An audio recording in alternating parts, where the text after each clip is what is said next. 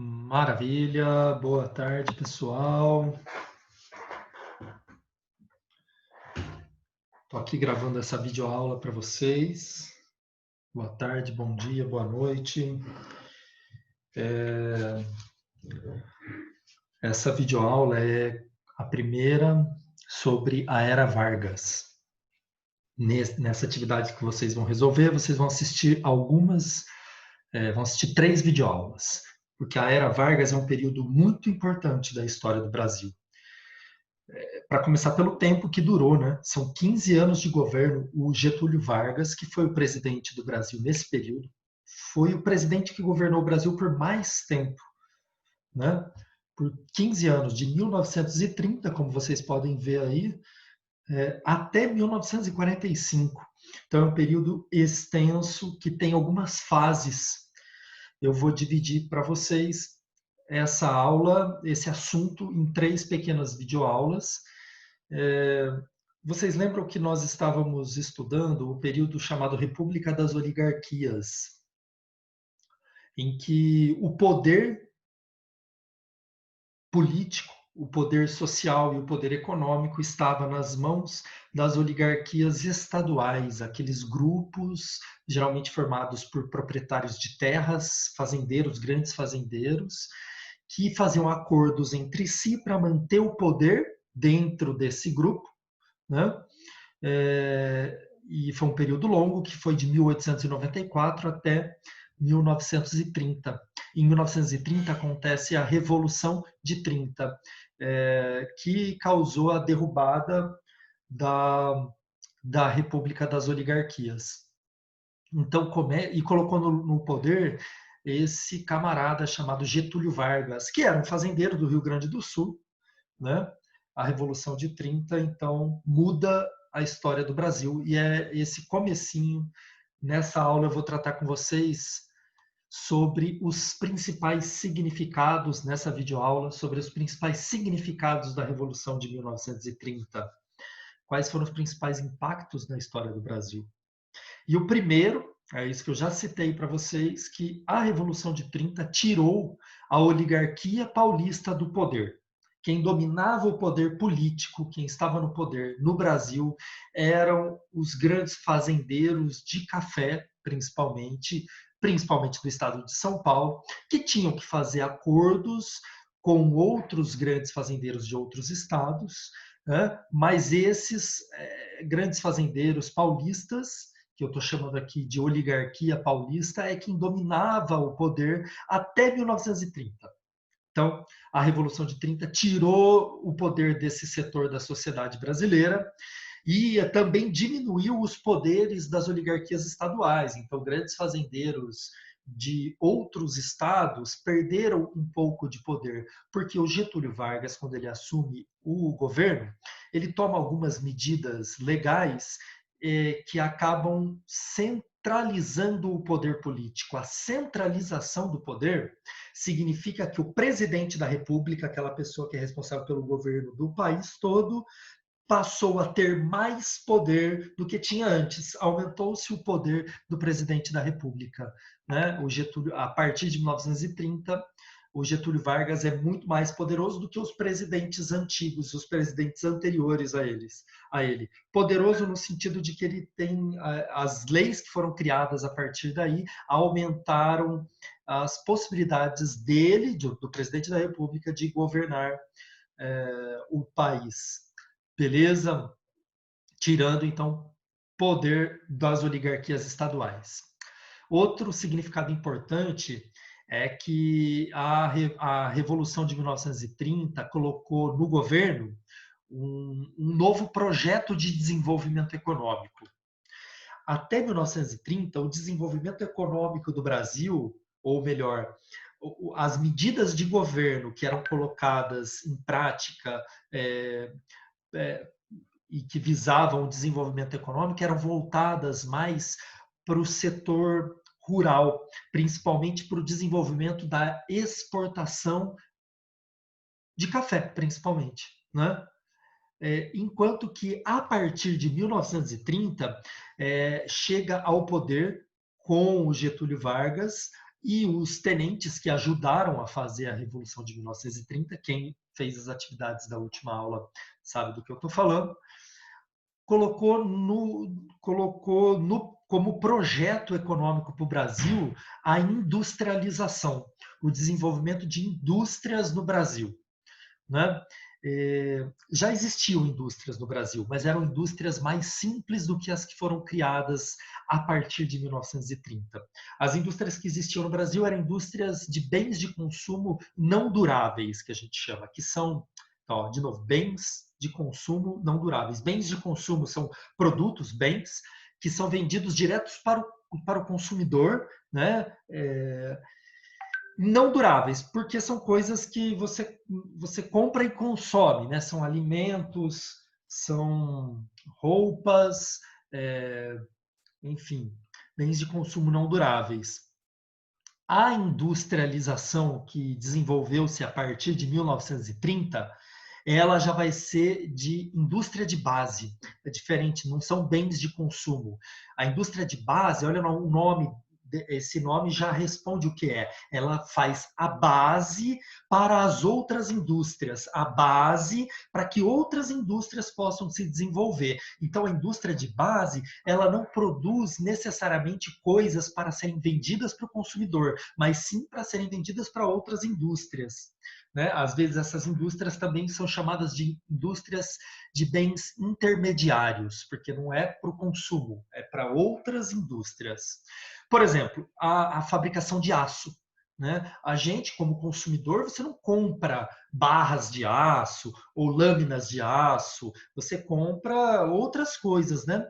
Mas tem uma fábrica que fabrica aço para vender para outras indústrias, né? Então, a indústria que faz carro, ela compra o aço dessa indústria para fazer as peças do automóvel, por exemplo. Tá? A indústria de mineração, né? Até a indústria de energia, de produção de energia. Então, nesse período da Era Vargas, de 15 anos, foram criadas muitas indústrias de base. Então, houve uma industrialização intensa do Brasil. Tá? Eu coloquei algumas siglas: CSN, CVRD, FNM, CHESF. O que são essas coisas? Né? CSN, a Companhia Siderúrgica Nacional. Era, até pouco tempo atrás, a maior siderúrgica do mundo. Siderúrgica é uma fábrica de aço, tá bom? E ela fica na cidade de Volta Redonda, no estado do Rio de Janeiro. Foi criada em 1940, no início da década de 40. CVRD, Companhia Vale do Rio Doce. Hoje, a companhia, assim como a CSN, a Companhia Vale do Rio Doce não é mais uma empresa do governo, uma empresa estatal. Né? Ela foi vendida, né? Foi vendida nos anos 90, 1990 e poucos. Ela foi vendida, mas ela era uma empresa do governo. A Companhia Vale do Rio Doce, ela é uma mineradora. Ela extrai minérios do subsolo para que esses minérios depois sejam transformados em ferro, por exemplo, e depois em aço. Né? Então, está vendo como que são indústrias de base? Elas fazem coisas que são a base para as outras indústrias. Né? FNM, o povo chamava na época de FEMEME, a Fábrica Nacional de Motores. Olha só, uma fábrica de motores, fabricava motores para caminhões. Então você vê que são todas coisas voltadas mais para o desenvolvimento industrial. E a CHESF, né, é a Companhia Hidrelétrica do São Francisco, que era uma indústria de produção de energia elétrica. Beleza? São alguns exemplos, teve outras empresas estatais, indústrias de base que foram criadas nesse momento. É importante entender, então, que houve uma industrialização. E outra coisa que é importante entender, essa industrialização ela foi feita com capital estatal. Capital, vamos entender que é um investimento, é a grana investida, certo? E essa grana vinha de onde? De capitalistas brasileiros, de capitalistas internacionais? Não. Ela vinha do governo, do próprio governo. E o dinheiro do governo veio dos impostos, né? Então, essas eram empresas que eram do governo. que a gente chama de empresas estatais, tá bom? Por isso, esse governo da era Vargas ficou conhecido como, colocou em prática um projeto econômico que é nacionalista, é o nacionalismo econômico. Então, você tem a intervenção do governo na economia, o governo interfere no jogo econômico, na vida econômica do país, ele investe dinheiro do próprio governo.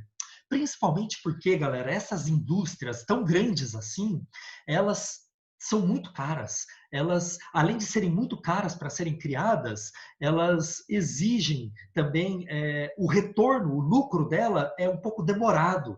Então, os capitalistas, né, o capital privado, né, as pessoas ricas que eram donas de empresas, não tinham interesse em investir nesse tipo de indústria. Então, é aí que entra um projeto econômico nacionalista do governo do Getúlio Vargas, com a criação dessas indústrias de base, beleza? Outra coisa importante dessa época é a criação de direitos trabalhistas. Vocês ainda não estão no mercado de trabalho, mas em breve estarão. E vão perceber que existem alguns direitos que protegem o trabalhador, principalmente contra a exploração excessiva do empregador, né? Do dono da indústria, do dono da empresa, né? Por exemplo, essas leis trabalhistas, elas protegem o trabalhador no sentido de limitar o número de horas de trabalho. Então, o trabalhador não pode trabalhar 12, 14 horas por dia, tem que ter um limite desse número de horas, né? E essas leis trabalhistas determinaram que esse limite seria de 8 horas. Né? O trabalhador tem férias, tem o direito a ter férias remunerada uma vez por ano. Né? 30 dias de férias remunerada, tem direito a ter descanso semanal. Então, o trabalhador não trabalha, por lei, não deve trabalhar todos os dias da semana, beleza? Se passa desse limite, então essas leis dizem que tem que ser pago hora extra para o trabalhador. Tudo isso são leis que foram criadas pelo Getúlio Vargas depois de 1930. Algumas dessas leis já tinham sido criadas antes, mas o Getúlio Vargas cria uma série de outras leis, várias leis que protegem a classe trabalhadora, e essas leis elas vão ser organizadas num conjunto de leis que se chama CLT. Né? É a consolidação das leis trabalhistas. A CLT, então, é o conjunto de leis que protege o trabalhador. Beleza, galera? Isso é um aspecto muito importante dessa época.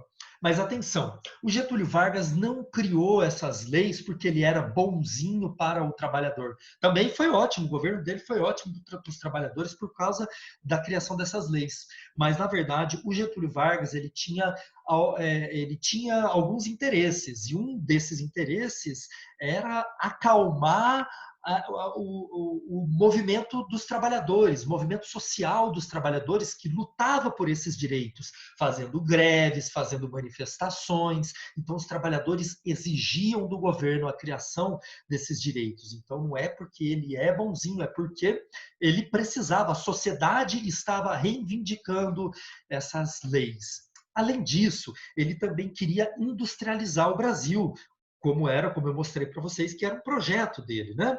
Então, para industrializar, ele precisava, então, que o trabalho nessas indústrias fosse interessante para os trabalhadores, beleza? Então, é por isso que essas leis trabalhistas, elas, num primeiro momento, né, nesse momento, elas são criadas apenas para os trabalhadores urbanos, porque ela era destinada para incentivar o desenvolvimento da industrialização. Não adianta você criar indústria se você não tem pessoas para trabalhar nessas indústrias. E as pessoas para trabalhar nessas indústrias precisam de leis que organizem esse trabalho. Beleza, galera? Então, essas leis eram só para trabalhadores urbanos, os trabalhadores rurais, nesse momento, não tinham direito a essas leis, tá bom? E, por fim, um último item de um importante significado da Revolução de 1930, que inicia a Era Vargas, é que entra no poder um novo projeto ideológico. O governo Getúlio Vargas tem uma ideologia que ele coloca em prática, né? Um conjunto de ideias sobre como deve ser a vida social, a vida política, a vida cultural do país. Esse conjunto de ideias eu estou chamando aqui de ideologia. Tá? E o projeto ideológico do governo Getúlio Vargas, ele é nacionalista, ou seja, ele propagandeia, ele é, utiliza símbolos nacionais, bandeira nacional, a própria figura do presidente começa a ser bastante propagandeada, imagens com o Getúlio Vargas. Então, lá na escola você ia estudar, tinha uma foto do presidente na parede, né? Bandeira nacional, hino nacional, tudo isso é muito utilizado pelo Getúlio Vargas. E outro aspecto da ideologia que é difundida, que é divulgada pelo Getúlio Vargas, é o trabalhismo.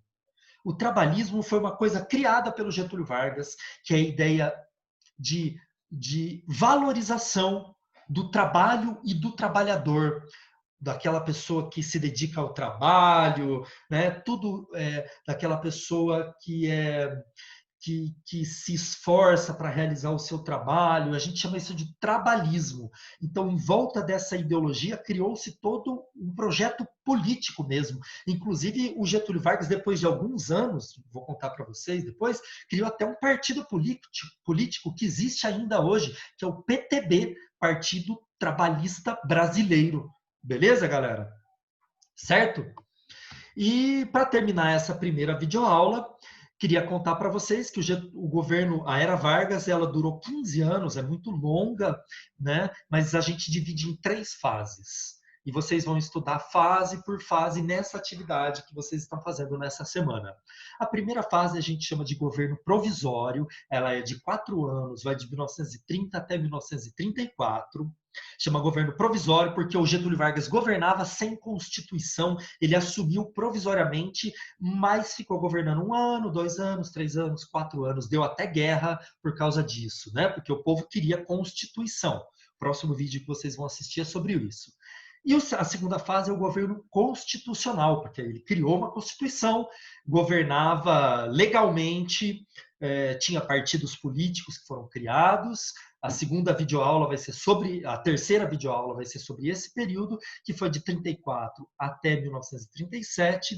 E, por último, o Estado Novo, que vai ser o assunto da quarta videoaula que vocês vão assistir.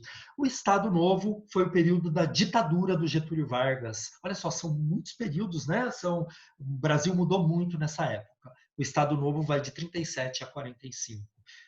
Beleza? Por essa aula que é só isso. Até mais.